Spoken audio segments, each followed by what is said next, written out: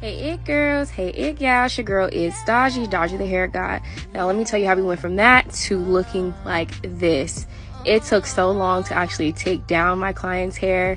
I already had everything set up, so we're getting into the wash. First of all, I did not do the style that you guys seen. She had moved to Hawaii, so the stylist there's not really a lot of good braiders, so she had to wait till she got back to Vegas for me to save her. Oh my goodness, you guys, we had started at 9:30 a.m. and by the time we're getting to this blow dry, it's about 2:30.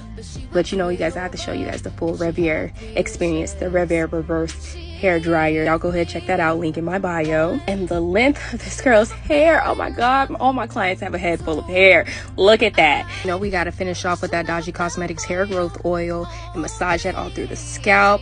Look at that. Now by the time we're finished, I'm gonna tell y'all, it was 2 a.m.